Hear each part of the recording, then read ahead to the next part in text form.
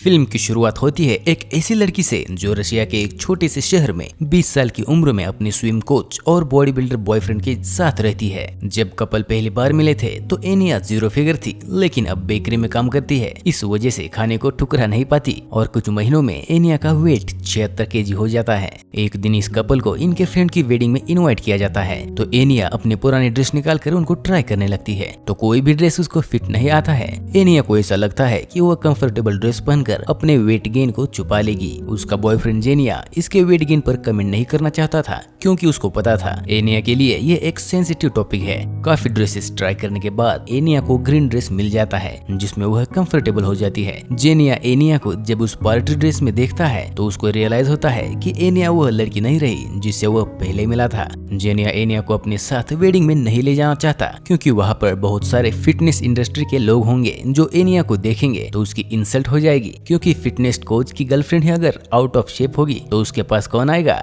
Anyway उसका hint समझ जाती है और वह घर पर रुकने के लिए एग्री हो जाती है। जाने से पहले जेनिया एनिया को ऊपर उठाता है और काउंटर पर बिठा देता है। वो उसे किस करने लगती है तो वो पीछे हट जाता है और वेडिंग के लिए चला जाता है। जेनिया के ऐसे ठुकराने को एनिया नोटिस करती है और काफी हर्ट हो जाती है। जेनिया के जाने के बाद एनिया कपड़े बदलकर मोबाइल पर फेसबुक पर अपने दोस्त की वेडिंग की पिक्चर्स देख रही होती है तो वो देखते हैं कि जेनिया और एक दूसरी लड़की काफी करीब लग रहे थे और वो लड़की जेनिया को किस भी कर रही थी।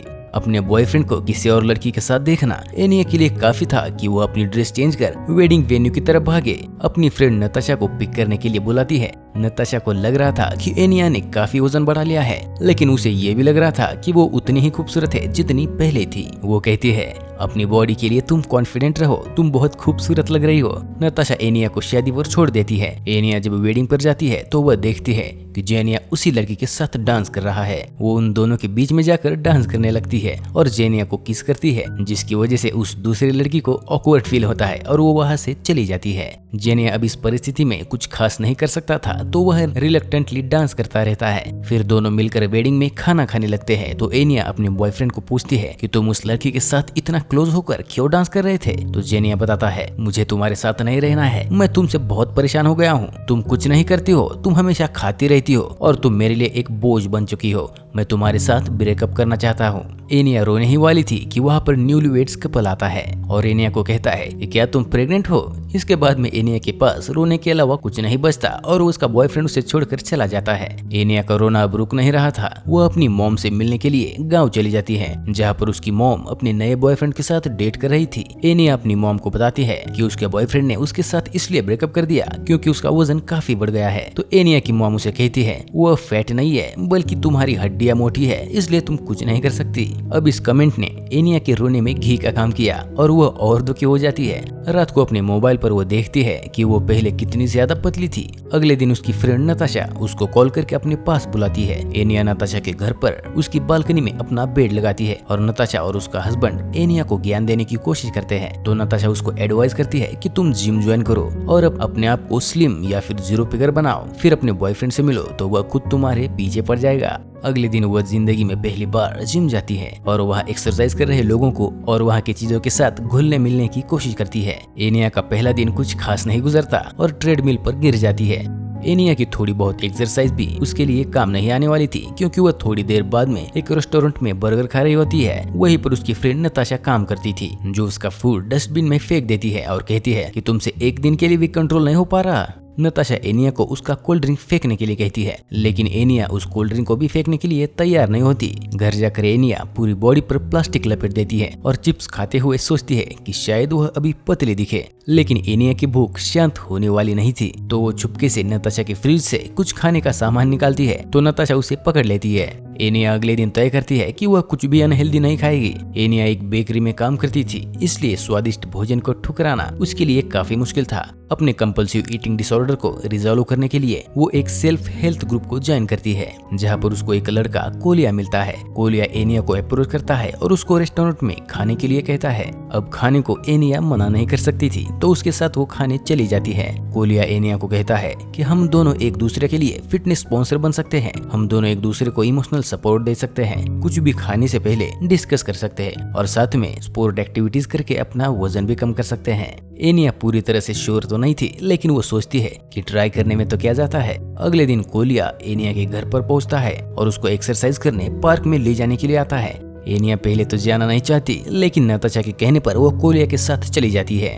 अब दोनों रोज पार्क में मॉर्निंग में स्पोर्ट एक्टिविटीज करते हैं। एनिया कोलिया को कुछ खास लाइक नहीं करती थी, लेकिन धीरे धीरे वो कोलिया को समझने लगती है और उसको पता लगता है कि कोलिया एक अच्छा इंसान है और इन दोनों के बीच काफी अच्छी बॉन्डिंग भी हो जाती है। कोलिया अपनी बॉडी से कभी भी शर्मिंदा नहीं होता था, जो एनिया के लिए एक बड़ी अजीब सी बात थी, क्योंकि वह अपनी बॉडी से काफी शर्मिंदा होती थी। कोलिया के साथ टाइम स्पेंड करने से एनिया में भी पॉजिटिव वाइब्स आने लगी थी, जिसके कारण एनिया धीरे धीरे वजन कम करने लगी और उसका कॉन्फिडेंस वापस आने लगा। लेकिन ये कॉन्फिडेंस ज्यादा दिन नहीं रहा। जब वो पूल पार्टी ज्वाइन करने जाती है तो उसका कॉन्फिडेंस मुंह के बल गिर जाता है। जब वो 0 फिगर लड़कियों को देखती है तो तनाव में आ जाती है और जब जब वो तनाव में आती थी तब वो कोलिया के साथ जोर से चिल्लाते और एनिया को कोलिया के साथ ये सब करने में काफी मजा भी आता था। कोलिया कभी कभी एनिया को अपनी गर्लफ्रेंड समझ लेता, जिससे एनिया काफी इरिटेट हो जाती, लेकिन एनिया को सिर्फ और सिर्फ अपना बॉयफ्रेंड जेनिया ही चाहिए था। 2 महीनों के अंदर एनिया का वजन 10 किलो कम हो गया और अब वो जेनिया को सरप्राइज देने के लिए तैयार थी।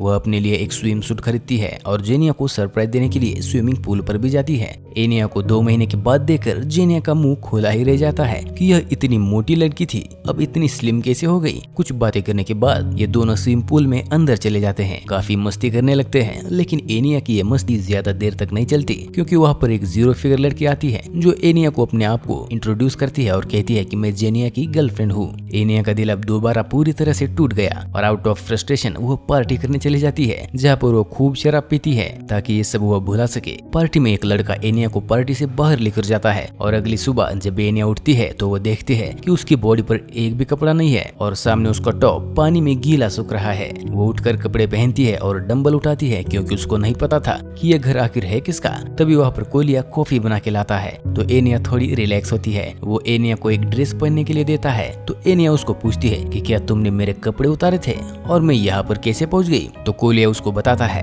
कि लास्ट नाइट एनिया किसी स्ट्रेंजर के साथ जाने वाली थी, लेकिन एन मौके पर कोलिया वहाँ पर आ जाता है और कुछ मुक्के खाने के बाद वो एनिया को घर पर ले आता है और वो कहता है जब उसने उसके कपड़े उतारे थे तो उसने कुछ नहीं देखा।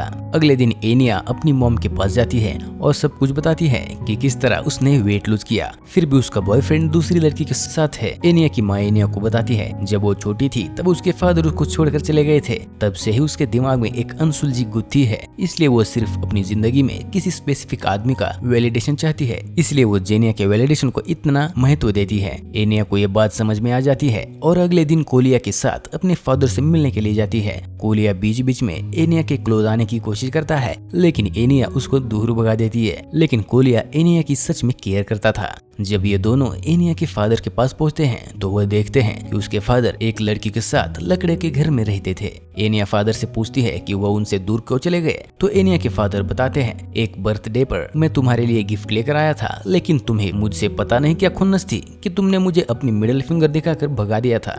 उसी रात को एनिया की गलती से घर में आग लग जाती है, जिसकी वजह से उसके फादर उस पर चिल्लाते हैं कि तुमने मेरे घर को जला दिया। कोलिया उसको कहता है कि क्या तुम्हें अपनी बेटे की कोई परवाह नहीं है। एनिया का फादर उन दोनों को वहाँ से भगा देता है। दोनों वहाँ से दुखी होकर वापस आ जाते हैं। कोलिया एनिया को उसके घर पर छोड़ देता है तो एनिया जाने से पहले कोलिया को नाक पर किस करती है। अब कोलिया के लिए यह जिंदगी का सबसे खुशनुमा मोमेंट था और वो 7वें आसमान पर पहुंच जाता है। कोलिया की खुशी का ठिकाना नहीं था। वो रास्ते में कुछ फूल खरीदता है जिसके लिए उसके पास पैसे नहीं थे, लेकिन वो अपनी वॉच दे देता है। इधर एनिया से मिलने के लिए उसका एक्स बॉयफ्रेंड आ जाता है, जो कुछ देर बात करने के बाद अपनी पुरानी केमिस्ट्री को रेजिस्ट नहीं कर पाते और एक दूसरे को किस कर बैठते हैं और दोनों रोमांटिक हो जाते हैं। इधर कोलिया एनिया को देने के लिए कुछ फूल लाया होता है तो खिड़की से देखता है कि एनिया अपने बॉयफ्रेंड के साथ कुश्ती खेल रही है, जिसको देखकर कोलिया का दिल पूरी तरह से टूट जाता है। अगली सुबह एनिया और जेनिया दोनों एक साथ होते हैं तो जेनिया एनिया को कहता है तुम पहले से अभी काफी अच्छी लग रही हो। तो एनिया कहती है क्या मतलब पहले से अच्छी। तो जेनिया उसको बोलता है कि इम्प्रूवमेंट की गुंजाइश अभी भी है। इस बात पर एनिया समझ जाती है जेनिया को खुश करना ऑलमोस्ट इम्पॉसिबल है। वो हमेशा एक ऐसे अनसर्टन रिलेशन में रहेगी जिसमें उसकी खुशी जेनिया के वैलिडेशन पर डिपेंड करेगी और उसको हमेशा ये डर लगा रहेगा कि उसका पार्टनर जेनिया उसको कभी भी छोड़कर चला जा सकता है। इस बात पर दोनों में आर्गुमेंट होता है और दोनों फिर से झगड़ पड़ते हैं। जेनिया वहाँ से चला जाता है। एनिया अब कोलिया के पास जाती है, लेकिन कोलिया उसको कहता है कि तुमने वेट लूज कर दिया है, इसलिए अपनी स्पॉन्सरशिप खत्म।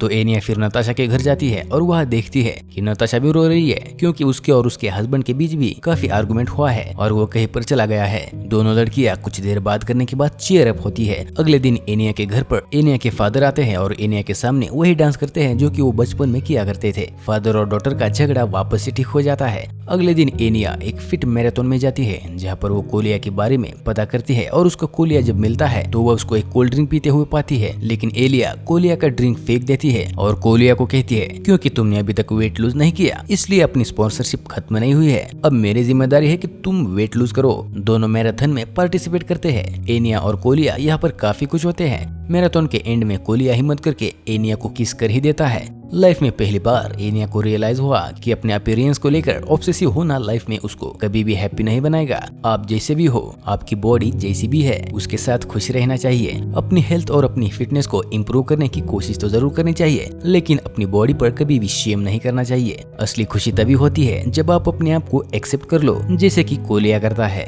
एनिया अब कोलिया जैसी बनना चाहती है because true happiness lies in the accepting yourself as you are. इसी के साथ फिल्म खत्म हो जाती है। तो दोस्तों, कैसी लगी आपको एलिया की कहानी हमें कमेंट करके जरूर बताना। और हाँ, अगर नए हैं तो चैनल को सब्सक्राइब भी कर देना।